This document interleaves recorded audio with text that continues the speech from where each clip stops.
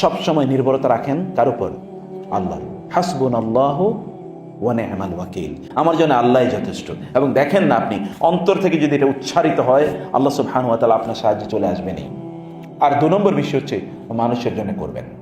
যাই করবেন, যতটুকু আপনি করছেন মানুষের জন্য করুন, এবং বিশ্বাস করবেন মানুষের জন্য যদি আপনি করেন, আল্লাহ সুবহানাহু ওয়া তাআলা আপনাকে তো অপমানিত করবেনই না, আল্লাহ সুবহানাহু ওয়া তাআলা আপনার সম্মান এবং মর্যাদা এতটা বাড়িয়ে দেবেন যে প্রত্যেকটি জায়গায় আল্লাহ সুবহানাহু ওয়া তাআলা, যেখানে আপনি যান সেখানে আল্লাহ সুবহানাহু ওয়া তাআলা আপনাকে সম্মানিত করবেন। এটা আল্লাহ সুবহানাহু ওয়া তাআলার দায়িত্ব, কারণ আল্লাহর সৃষ্টির জন্য আপনি করেছেন। আল্লাহর কাছে সবচেয়ে প্রিয় হচ্ছে মানুষ আল্লাহর সৃষ্টির জন্য করা। আপনাদের ওই কথা মনে আছে, বুখারী হাদিস এবং 2 বর্ণনায় আছে, ভয়ঙ্কর এক ক্রিমিনাল, তাকে আল্লাহ সুবহানাহু ওয়া তাআলা ক্ষমা করে দিয়েছেন একটাই মাত্র কারণ একটা কুকুরকে সে পানি পান করিয়েছিল। এবং অন্যদিকে খুবই ব্যভিচারিণী একজন নারীর ব্যাপারে কথা বলা আছে যে তাকে আল্লাহ ক্ষমা করে দিয়েছেন, কারণ সেটা কুকুরকে, একটা কুকুরকে রক্ষা করার জন্য যদি আল্লাহ তাআলা এইরকম একজন পুরুষ অথবা নারীকে ক্ষমা করেন, তাহলে মানুষের জন্য করলে কি হতে পারে বলো? কি হতে পারে মানুষের জন্য করলে? রাসূলুল্লাহ সাল্লাল্লাহু আলাইহি ওয়াসাল্লাম তিনি কোনো একজন সাহাবীকে লক্ষ্য করে বললেন, হাকিম ইবনে হিজাম, হাকিম, জাহিলিয়াতের যুগে তোমার মধ্যে এই ভালো গুণটি ছিল এবং এই কারণে আল্লাহ সুবহানাহু ওয়া তাআলা তোমাকে ইসলামের এই নিয়ামত প্রদান করেছেন। একটা ভালো গুণ, খিয়ারুকুম ফিল জাহিলিয়া খিয়ারুকুম ফিল ইসলাম ইযা ফাকিহু। আপনার ভালো কোনো গুণ থাকলে ওইটার সম্মান এবং মর্যাদা আল্লাহ সুবহানাহু ওয়া তাআলা দুনিয়াতে আপনাকে দেবেনি, আখিরাতেও দেবেনি যদি আপনি ঈমানদার হন। অন্যথায় দুনিয়াতে আপনি এর কারণে ভালো সম্মান, মর্যাদা, অবস্থান আপনি পাবেন। মানুষের জন্য কিছু করা। রাসূলুল্লাহ সাল্লাল্লাহু আলাইহি ওয়াসাল্লাম যখন তার উপর কোরআন নাজিল হয়, তিনি খুবই ভীত সন্ত্রস্ত হয়ে যান। তিনি বাসায় ফিরে আসেন, তার স্ত্রীকে বলেন, আমাকে, আমার জ্বর এসছে, আমাকে কি চাদর কম্বল দিয়ে আমাকে তাড়াতাড়ি ঢেকে দাও। তার স্ত্রী বললেন, খাদিজাতুল কুবরা রাদিয়াল্লাহু তাআলা, কি হয়েছে, কি হয়েছে? বলে, এই হয়েছে, temperature is high. Okay, no problem. তিনি তাকে একটু সেবা করে দিচ্ছেন। স্বামী বলছেন যে আমার কি হলো, আমি কি পাগল হয়ে গেলাম নাকি, এরকম।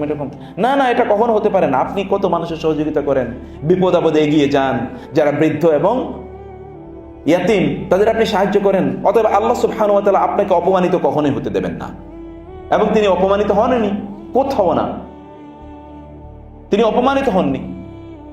ওমর রাদিয়াল্লাহু তাআলা আনহু তিনি বলেছেন যে আমরা এমন একটা জাতি ছিলাম, আ'আজ্জানাল্লাহু বিল ইসলাম, আল্লাহ তাআলা আমাদেরকে ইসলামের কারণে, আমরা ইসলাম নিয়েছি, আল্লাহর উপর নির্ভর, আল্লাহর উপর ঈমান এনেছি, এই জন্য আল্লাহ আমাদেরকে সম্মান বাড়িয়ে দিয়েছেন। নাহলে আমরা বেদুইন ছিলাম। আচ্ছা, আরবের লোকদেরকে কারা চিনত বলেন তো? কি ছিল? বেদুইন। সেখানে তাদের ওই না ছিল, সেখানে তাদের কোনো ফসল না ছিল, তাদের কোনো এরকম কোনো সিভিলাইজেশন, বিশাল কোনো সভ্যতা, কোনো কিছুই ছিল না। কিন্তু ওই লোকেরা 1200-1300 বছর পর্যন্ত গোটা পৃথিবীকে শাসন করেছে। কিভাবে শাসন করলো? কিসের উপর ভিত্তি করে? ওই যে ঈমান, ওই যে তাকওয়া, ওই যে হাসবুনাল্লাহ ওয়া নি'মাল ওয়াকিল, এর মাধ্যমে তারা গোটা পৃথিবীকে শাসন করেছে। আপনি ওই জায়গাটায় থাকা এবং মানুষের সহযোগিতা করা, সেবা করা। আরবদের কিন্তু এটা একটা গুণ ছিল, আপনারা জানেন। হাতেম তায়ের নাম আপনারা শুনেছেন কিনা? আরবরা কি করতো? রাতের বেলা তাদের ঘরগুলোকে খোলা রাখতো, ওইখানে আগুন জ্বালিয়ে রাখতো। কেন জানেন? কোনো পথিক মুসাফির যদি যাওয়ার সময় অনেক রাত হয়ে গেছে, সে কোথায় যাবে, ওই আগুন দেখে যেন মনে করে যে এখানে একটা বাসা আছে, অতএব ওই বাসায় এসে সে যেন থাকতে পারে। রাসূলুল্লাহ সাল্লাল্লাহু আলাইহি ওয়াসাল্লাম সকালবেলা বললেন একজনকে, এই তুমি এবং তোমার স্ত্রীর কাণ্ড দেখে তো গত রাতে আল্লাহ তাআলা হেসেছেন। তুমি এবং তোমার স্ত্রীর কাণ্ড দেখে গত রাতে আল্লাহ তাআলা হেসেছেন। ঘটনাটা কি? ঘটনাটা হলো, রাসূল সাল্লাল্লাহু আলাইহি ওয়াসাল্লামের কাছে সন্ধ্যায় একজন মেহমান আসলেন। রাসূল বলেন, তোমাদের কে এই মেহমানকে নেবে? কারণ মদিনায় এমনিই তো গরিব সবাই, অতএব কে মেহমান নেবে? কোন একজন বললেন, ঠিক আছে, আমি নিয়ে যাব। তিনি বাসায় নিয়ে গেলেন। বাসায় স্ত্রীকে বলেন, এই মেহমান নিয়ে এসি। মেহমান, ও খাবার তো নাই, কি করা? তো তোমার আর আমার খাবারটাই আছে। বলে, আচ্ছা ঠিক আছে, কোনো কথা নেই, চুপ। বাচ্চাদেরকে ঘুম পাড়ায় দাও। খাবার নাই, বাচ্চাদেরকে একটু খাওয়াবে, নিজেরা একটু খাবে। বলে, অল্প একটু, বাচ্চাদেরকে ঘুম পাড়ায় দেওয়া হলো। বলে, ঠিক আছে, তুমি একটা কাজ করো, সবগুলো খাবার একটা প্লেটে দাও। খাবার প্লেটে দেওয়া হলো। বলে যে আমি খাবারগুলো নিয়ে মেহমানের কাছে যাচ্ছি, তুমি হঠাৎ করে বাতিটা নিভিয়ে দিবে। মনের জন্য বাতিটা নিভে গেছে এমনিতেই বাতাসে। তারপরে তুমি যে পাতিলগুলো আছে একটু টুংটাং আওয়াজ করবে, তাহলে মেহমান মনে করবে আমরা বুঝি খাচ্ছি, তাহলে মেহমান ঠিক মতো খাবে। স্ত্রীকে যেমন স্বামী বললো, স্ত্রীও কি ঠিক সেভাবেই করলো, সবগুলো খাবার প্লেটে দিল। এই খাবারগুলো নিয়ে তিনি মেহমানকে দিলেন। হঠাৎ করে ভিতরের রুমে আলোটা নিভে গেল, মেহমানের এখানে আলোটা জ্বলছে, আর ওইখানে টুংটাং টুংটাং আওয়াজ চলছে। স্বামী ভিতরে গেলেন, স্বামী স্ত্রী ওইখানে কথাবার্তা বলছেন এবং টুংটাং আওয়াজ হচ্ছে, মনে হচ্ছে তারাও খাচ্ছেন। মেহমান কিন্তু তৃপ্তি ভরে খেলো, কারণ তিনি মনে করছেন খাবার তো আছেই। সকালবেলা যখন ফজরের নামাজের পর রাসূলুল্লাহ সাহাবীদের দিকে ফিরে বললেন, তোমার এবং তোমার স্ত্রীর কাণ্ডে তো গতকাল আল্লাহ তাআলা হেসেছেন। আল্লাহ যদি কারো ঘটনা দেখে হাসেন, ওই ব্যক্তির জন্য জান্নাত ওয়াজিব হয়ে যায় না? বলেন তো কি সৌভাগ্য হতে পারে তার। ছোট্ট একটুই তো কাজ, সামান্য একটু কাজ, এতটুকু কাজ যদি একজন মানুষের জন্য আল্লাহ সুবহানাহু ওয়া তাআলার সন্তুষ্টির লেভেলটা এই জায়গায় নিয়ে যেতে পারে, আপনারাও কিন্তু একই কাজই করতে পারেন। আমি সেই কথাটি সর্বশেষ বলতে চাই যে আল্লাহ তাআলা বলেছেন, লাকাদ খালাকনাল ইনসানা ফি আহসানি তাকওয়িম সুম্মা রাদাদনাহু আসফালা সাফিলিন। অতঃপর আমি তাকে এতটা অপমানিত এবং লাঞ্ছিত করি যতটা অপমানিত এবং লাঞ্ছিত আর কেউ হয় না। আসফালা সাফিলিন, সুপারলেটিভ ডিগ্রি। সাফিল মানে হচ্ছে নিম্ন, অধনস মানে কি বলে, অধপতিত, এতটা অধপতিত যে এর চেয়ে আর অধপতন আর নাই। আমি তাকে এতটা অধপতিত জায়গায় নিক্ষিপ্ত করি। ইল্লাল্লাযীনা আমানু, কিন্তু যারা ঈমান এনেছে ওয়া আমিলুস সালিহাত, এই যে কথা আমি বললাম, তারা ঈমান এনেছে, আল্লাহর প্রতি তাদের তাওয়াক্কুল, আল্লাহর প্রতি তাদের ঈমান, এটা আনওয়েভারিং, আনচেঞ্জেবল, এটা কখনোই পরিবর্তন হয় না, কোনো অবস্থায় না। আপনি যখন বাসায় স্বামী হয়তো একটু কষ্ট দিয়েছে, আপনি বলুন না হাসবুনাল্লাহ তাওয়াক্কালতু আলাল্লাহ, আল্লাহ তোমার উপরে আমার বিশ্বাস, তোমার উপরে আমার আস্থা। আপনি দেখেন আপনার স্বামীর পরেই আপনার কাছে এসে সরি বলবে, নিশ্চিত থাকুন। আপনি ধৈর্য ধরুন। ওয়ালামান সাবারা ওয়া গাফারা ইন্না যালিকা লামিন আজমিল উমুর। ওয়ালামান সাবারা, যে ধৈর্য ধারণ করে, ওয়া গাফারা, এবং ক্ষমা করে দেয়, ইন্না যালিকা লামিন আজমিল উমুর। এটাই হচ্ছে কর্ম পদ্ধতির সবচেয়ে দৃঢ় অবস্থান, সবচেয়ে দৃঢ় অবস্থান কর্ম পদ্ধতির। He will come back and he will say sorry. তিনি ফিরে আসবেনই যদি আপনি অন্তর থেকে এটাকে ফিল করে থাকেন, উপলব্ধি করে থাকেন, অন্তর থেকে উপলব্ধি করে থাকেন। আপনি জাস্ট ধৈর্য ধরুন এবং ক্ষমা করে দেন, তাকে ক্ষমা করে দেন, হি উইল কাম ব্যাক। কিন্তু আমরা তো ক্ষমা করি না। তোমাকে কিন্তু আরো অনেকবার ক্ষমা করছিলাম, আর ক্ষমা করা হবে না। তার মানে তো ক্ষমা তো করেন, অতীতের সব কথা আমার মনে করিয়ে দিছে, তাহলে তো আর হলো না। Forgive and forget, forgive and forget, forgive and forget. ক্ষমা করেছেন এবং ভুলে গেছেন, delete it, never bring it back, কখনোই ওইটা আর আলোচনায় নিয়ে আসেন না। ওয়ালামান সাবারা ওয়া গাফারা, আল্লাহ তাআলা বলছেন ধৈর্য ধরেছে, ক্ষমা করে দিয়েছে। আল্লাহ সুবহানাহু ওয়া তাআলা will make your house a heaven for you. আপনার বাসাটা আল্লাহ সুবহানাহু ওয়া তাআলা দেখবেন কিভাবে আল্লাহ সুবহানাহু ওয়া তাআলা এটা হেভেনে পরিণত করে দেবেন। আপনার বাসায় যারা আছে তাদেরকে পরম ভালোবাসুন, নিঃস্বার্থ ভালোবাসুন। সে আপনাকে দিয়েছে এই জন্য ভালোবাসবেন এটাই নয়, এমনিতে ভালোবাসুন। বা যখন যাবেন স্বামীর জন্য একটু ফুল নিয়ে যান। আপনি স্বামীরা থাকলে আমি বলতাম স্ত্রীদের জন্য একটু ফুল নিয়ে যান, কারণ আপনারাই নিয়ে যান না, তাকেই শেখান আপনি। তার জন্য একটু সামান্য একটা কিছু নিয়ে যান, 2 টাকা দিয়ে একটা চকলেটই কিনে নিয়ে যান। বাচ্চাদের জন্য একটা কিছু নিয়ে যান, they feel you, so that they feel you, তার জন্য আপনাকে অনুভব করে। তাদের সাথে একটা ভালোবাসার একটা বন্ডিং তৈরি করা। আল্লাহ সুবহানাহু ওয়া তাআলা এর কাছে সবচেয়ে প্রিয় কাজ কি জানেন? তা হচ্ছে নিজের নিকটাত্মীয়দের জন্য খরচ করা। টাকা পয়সা জমা রাখার দরকার নেই। কার জন্য জমা রাখবেন? আমি কালকে মারা গেলে পরশু কি হবে? কিচ্ছু হবে না। গতকাল আমার এখানে একজন লোক এসে, রূপায়ণ গ্রুপ নামে বিখ্যাত বাংলাদেশের গ্রুপ আছে, ওই গ্রুপের তিনি মিডিয়া প্রধান, এবং তাদের নিজস্ব পত্রিকা আছে, টেলিভিশন চ্যানেল আছে, হাবিজাবি বহুত কিছু। মানে এইরকম এই লোক 8-10টা অফিস ডেইলি মেনটেন করে। তিনি এসে বললেন যে স্যার, আমার শ্বশুর ইয়েতে মারা গেছেন, গত কয়েকদিন আগে, অক্টোবরে মারা গেছেন। আমার শ্বশুর প্রচুর টাকা পয়সা ইত্যাদি রেখে গেছেন। আমি চিন্তা করলাম আমি মারা গেলে আমারই টাকা পয়সার কি হবে, এই জন্য আমার বাচ্চাটাকে নিয়ে এসেছি আপনার কাছে দেওয়ার জন্য, ওকে একটু আপনি মানুষ করে দেন। কি করবেন? তাকে একটু দিনদার বানিয়ে দেন। তিনি, তার স্ত্রী এবং তার মা এসছেন। আপনি আপনার পরিবেশটাকে, বাসার পরিবেশটাকে ইসলামিক বানান। দিন যতটুকু প্র্যাকটিস করা যায়। সিজেরএমে, সেন্টার ফর জাকাত ম্যানেজমেন্টে, এখানে কোন একটা এমপ্লয়মেন্ট পাওয়া, it is a gift from Allah সুবহানাহু ওয়া তাআলা। কারণ একই সাথে এটা একদিকে সার্ভিস, অর্থাৎ একদিকে এটা জব চাকরি, অন্যদিকে এটা ইবাদত। কিভাবে ইবাদত? কারণ এখানকার আয় ইনকাম যা আছে এগুলো সব হালাল, এখানে হারামের কোনো গন্ধই নেই। আর একটা হালাল এনভায়রনমেন্টে থাকেন, এই যে হালাল কথাবার্তাগুলো এখানে রাজাউল করিম স্যারের মতো ব্যক্তিদেরকে আপনারা পেয়েছেন যারা দিন নিয়ে প্রতি মুহূর্তে ভাবে, দিনের কথাই বলে, দিনের মতো করে নিজেরাও চলে, অন্যদেরকে চালানোর চেষ্টা করে। এটি কিন্তু সাধারণ বিষয় নয়। আপনি অন্য একটা প্রতিষ্ঠানে গেলে আপনাকে বলতো যে বোরকা ছাড়ো, আর আপনাকে এখানে বলে বোরকা পড়ো। এটা ডিফারেন্ট এনভায়রনমেন্ট। আপনার দুনিয়া এবং আখেরাত দুটো যে জায়গায় পাওয়া যায়, এটা এমন একটা জায়গা। এখন নাও ইউ রেসপন্সিবিলিটি। রাসূল বলে ইন্নাল্লাহ সাইলুল কুল্লা রাইন আম্মা ইস্তারআহু আরআ আম দাইয়া।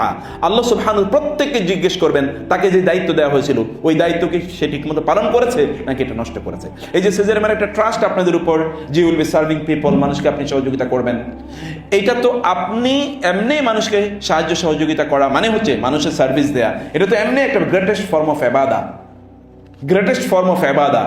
তারপরেও আপনি একটা ভালো অর্গানাইজেশনের অধীনে আপনি এই কাজটি করছেন। আপনি অমকের পক্ষে করেছেন দেখে শুধুমাত্র তারাই সওয়াব পাবে, no, you will get a share of the sawab and rewards in the akhirah, in this one and the akhirah, দুনিয়া এবং আখিরাত। এই জন্য আপনাদের পরিবারটাকে খুবই ভালো রাখবেন। অধিকাংশই তার অফিসে এসে তিনি মেজাজ খিটখিটে কেন? কারণ বাসায় ঝগড়া বিবাদ করে এসে, রাগারাগি করে এসে, এখন তার মেজাজ খিটখিটে, আমার সাথে কথাবার্তা বলেন না, আজকে মেজাজ প্রচন্ড খারাপ। যখনই কিছু ঘটে ইমিডিয়েটলি ফরগেট দ্যাট। কারণ আপনি আপনার নিজকে যন্ত্রণা দিয়ে লাভ কি, কষ্ট দিয়ে লাভ কি? অমুকে কি করেছে তার জন্য আপনার নিজকে কষ্ট দিয়ে লাভ কি? ইমিডিয়েটলি ফরগেট অ্যান্ড ফরগিভ, এবং দেখবেন যে আপনি কি প্রশান্তি অনুভব করেন। এবং আল্লাহর উপর তাওয়াক্কুল রাখেন, আল্লাহ আমি তোমার উপর ছেড়ে দিলাম, তুমি আমার জন্য উত্তম বিনিময়ের ব্যবস্থা করো। আপনি দেখেন কি পরিমাণ প্রশান্তি। তাতানাজ্জালু আলাইহিমুল মালাইকা, তাদের অন্তরে আল্লাহ সুবহানাহু ওয়া তাআলা প্রশান্তি ঢেলে দেবেন। মানুষের জন্য করবেন যতটুকু, 2 নম্বর যে কথাটি বলেছে এবং কোরআনে আল্লাহ তাআলা সেই কথাই বলেছেন, ইল্লাল্লাযিনা আমানু, যারা ঈমান এনেছে, ওয়া আমিলুস সালিহাতি, এবং তারা সালেহ নেক আমল করেছে। সিস্টার্স, কখনো আল্লাহ সুবহানাহু ওয়া তাআলাকে ভুলে যাবেন না। আল্লাহ সুবহানাহু ওয়া তাআলাকে স্মরণের সবচেয়ে উত্তম পথ হচ্ছে সালাত আদায় করা, নিয়মিত নামাজ আদায় করা। সালাত আদায় করবেন, যখন আপনার সালাত থাকবে তখন সালাত আদায় করবেন। সালাতকে না বলবেন না, কাজকে বলেন যে ঠিক আছে আমি একটু পরে করি। দেখেন না আল্লাহ সুবহানাহু ওয়া তাআলা আপনার পরবর্তী কাজে কি পরিমাণ বারাকা প্রদান করেন। সময় মতো আপনি সালাত আদায় করে দেখেন আল্লাহ তাআলা আপনার পরের কাজে এত বারাকা দেবেন। আপনি এত কম সময়ে এত কাজ আপনি আগে কখনোই করেননি বা করতে পারেননি, কিন্তু কম সময় আপনি দেখবেন সব কাজ আপনার জন্য হয়ে যাচ্ছে। এটা আপনার জন্য আল্লাহ সুবহানাহু ওয়া তাআলা এই কাজটিকে সহজ করে দেবেন, এবং আপনার জন্য আল্লাহ সুবহানাহু ওয়া তাআলা আলাদা অ্যাসিস্ট্যান্ট নাজিল করে দেবেন। আপনি যখন কারো সহযোগিতা করবেন, আল্লাহর কাছে ওই ব্যক্তির জন্য একটু দোয়া করুন, একটু দোয়া করুন। এবং আপনি জানেন, আপনি যদি কারোর জন্য দোয়া করেন, তাহলে আল্লাহ সুবহানাহু ওয়া তাআলার পক্ষ থেকে একজন ফেরেশতা আপনার পাশে নিয়োজিত থাকে, দাঁড়িয়ে থাকে এবং বলে, আল্লাহ এই ব্যক্তি যেহেতু অমুকের জন্যই দোয়া করেছে, তার জন্য তুমি হুবহু তাই কবুল করে নাও। আপনার নিজের জন্য দোয়া করাও লাগে না, অন্যের জন্য দোয়া করলে একই দোয়া আপনার জন্য আল্লাহ তাআলা কবুল করেন। একই বক্তব্য, আল্লাহ তুমি অমুকের সুস্থ করে দাও, আল্লাহ তাআলা ওই কথার কারণে আপনাকে সুস্থ রাখবেন। ওর জন্য দোয়া করুন। Medication is of 2 types. Medication কিন্তু 2 রকম হয়, একটা হলো ফিজিক্যাল, একটা কি স্পিরিচুয়াল। এই জন্য আল্লাহ রাসূল সাল্লাল্লাহু আলাইহি ওয়াসাল্লাম কোন অসুস্থ ব্যক্তিকে দেখলে তিনি কি বলতেন বলেন তো? লা বা'সা তাহুর ইনশাআল্লাহ। এটা মুখস্থ করে নেবেন আপনারা। কি বলতেন বলেন তো? লা বা'সা তাহুর ইনশাআল্লাহ। কি বলতেন? লা বা'সা তাহুর ইনশাআল্লাহ। কোনো সমস্যা নাই, তুমি ভালো হয়ে যাবা। দেখেন তো সাইকোলজিক্যাল বুস্ট, সাইকোলজিক্যাল বুস্ট। হিসনুল মুসলিম নামে একটা বই, আমার মনে হয় স্যার সবাইকে এরকম একটা বই, ছোট্ট দোয়ার এই বইটি উপহার দেওয়া দরকার। আপনার ওই দোয়া, ওইখানে বলা আছে যে অসুস্থ ব্যক্তিকে দেখলে কি বলতে হয়, লা বা'সা তাহুর ইনশাআল্লাহ। অথবা আল্লাহর কাছে দোয়া কর, রব্বান নাস আযহিবিল বা'স ইশফি আনতা শাফি লা শিফাআ ইল্লা শিফাউক শিফাউল লা ইউগাদিরু সাকামা আসআলুল্লাহাল আযীম রব্বাল আরশিল আযীম আর রব্বাল আরশিল কারীম আন ইয়াশফিয়াক। এই দোয়া করা, আমি আল্লাহর কাছে চাই আল্লাহ যেন তোমাকে দ্রুত সুস্থ করে দেন। ওয়া ইযা মারিতু ফাহুয়া ইয়াশফিন, আমি যখন রোগাক্রান্ত হই তখন তিনি আমাকে সুস্থ করে দেন। এটা বলেই দেখেন আপনি একদিকে সুন্নাহ পালনের কারণে সওয়াব পাবেন, অন্যদিকে এই ব্যক্তির জন্য দোয়া করার কারণে আপনার জন্য একই দোয়া ঘটবে। এর কারণে আপনার সন্তানগুলো সুস্থ থাকবে, বিশ্বাস করুন। এই কারণে আপনার সন্তানগুলো সুস্থ থাকবে, এই কারণে আপনার স্বামী সুস্থ থাকবে, আপনার বাবা মা সুস্থ থাকবে ইনশাআল্লাহ। আমার যতটুকু সময় নেওয়ার কথা তার চেয়ে বেশি সময় নিয়ে নিয়েছি, যেন আমি শেষ করে দিই, সানদের অন্য শিডিউল যেন কোনো অবস্থায় না হয়। আমি বলবো প্রিয় বোনেরা, হয়তো আরও দেখা হতে পারে আপনাদের সাথে ইনশাআল্লাহ, কিন্তু একটি বিষয়কে আল্লাহর প্রতি ঈমান, সব কাজগুলো আল্লাহর নামে করা, সব কাজ আল্লাহর নামে করা, আল্লাহর প্রতি ঈমান আনা, এবং যেখানে আছেন এটাকে একটা ইবাদতের মতো মনে করে এই কাজটাকে যথাযথভাবে, আপনি কেন আপনার নিজকে ধোঁকা অথবা আপনার নিজকে ক্ষতিগ্রস্ত করবেন? আপনার নিজকে কেন আপনি বঞ্চিত করবেন? আপনি তো আপনার নিজকে বঞ্চিত করতে পারেন না অন্যের কারণে, যে অমুকে করেছে দেখে আমি বঞ্চিত করলাম। আপনি তো আপনার নিজকে বঞ্চিত করতে পারেন না। এটা করবেন না। কিছুদিন আগে আপনি দেখেছেন যে একজন মহিলা তিনি আপনাদের এরকম কোন একটা জায়গায় টিকাগুলো তিনি কি করেছেন, টিকা তিনি দিতেননি, ওই টিকা দেবেন এই জন্য, এই ভয়ে টিকা দিতে হবে, এত কষ্ট, বাসায় মেজাজ খারাপ, স্বামীর উপর পত্রিকা এসে স্বামীর উপর তার প্রচন্ড রাগ, এই জন্য টিকা না দিয়ে টিকা সব ফেলে দিতেন। অথচ মানুষদেরকে আসলে দেখা যায় টিকা দিয়েছে, আসলে কাউকে টিকা দেয়নি। এই যে ভ্যাকসিন, করোনা ভ্যাকসিন, এগুলো দিতেন। তো এইটাও আপনি অমকে কি করেছে তমকে কি করেছে তার উপর ভিত্তি করে আপনার নিজকে কেন আপনি বঞ্চিত করবেন? আপনি আপনার নিজের যতটুকু সম্ভব অর্জন করে নেন। আল্লাহর কসম করে বলছি, আপনি যদি মানুষের জন্য করেন, আল্লাহ সুবহানাহু ওয়া তাআলা আপনার সন্তান এবং আপনার পরিবারকে তার পক্ষ থেকে নিয়োজিত ফেরেশতা দিয়ে সহযোগিতা করবেন। নিশ্চিত থাকুন আল্লাহ সুবহানাহু ওয়া তাআলা করবেন। তাহলে আপনার টেনশন কোথায়? আপনার কোনো টেনশন নাই তো। Everything is good for you. প্রত্যেকটা জিনিস আপনার জন্য কল্যাণকর। আর একজন মোমেন এতটা কল্যাণকর যে মোমেন যাই করে না কেন এটি কল্যাণকর হয়, হতে বাধ্য, যদি তার নিয়তটি, যদি তার পদ্ধতিটি ঠিক থাকে। আল্লাহ সুবহানাহু ওয়া তাআলা আপনাদের এই সিজারেমে আপনাদের অংশগ্রহণটাকে কবুল করে নিন এবং আপনাদের এখানকার সার্ভিসটাকে আল্লাহ সুবহানাহু ওয়া তাআলা সিনসিয়ার মোস্ট করুন এবং এটাকে আল্লাহ তাআলা তার ইবাদতের মধ্যে পরিগণিত করে নিন এবং আপনাদের শক্তি, সামর্থ্য, তৌফিক আল্লাহ সুবহানাহু ওয়া তাআলা অনেক অনেক বাড়িয়ে দিন। আপনাদেরকে আল্লাহ তাআলা সুস্থ রাখুন এবং সিজারেমকেও আল্লাহ সুবহানাহু ওয়া তাআলা কবুল করে নিন। সিজারেমের ব্যাপক কার্যকলাপ, এই কার্যকলাপগুলোতে আল্লাহ তাআলা বারাকা দান করুন এবং এর সাথে যারা সম্পৃক্ত আছেন সকলকে আল্লাহ সুবহানাহু ওয়া তাআলা কল্যাণে রাখুন, সুস্থ রাখুন এবং সকলকে আল্লাহ সুবহানাহু ওয়া তাআলা এর প্রতিদান দুনিয়া এবং আখিরাতে প্রদান করুন। هذا وصلى الله سبحانه وتعالى نبينا محمد وآله وصحبه أجمعين. سبحانك اللهم وبحمدك أشهد أن لا إله إلا أنت أستغفرك وأتوب إليك. والسلام عليكم ورحمة الله وبركاته.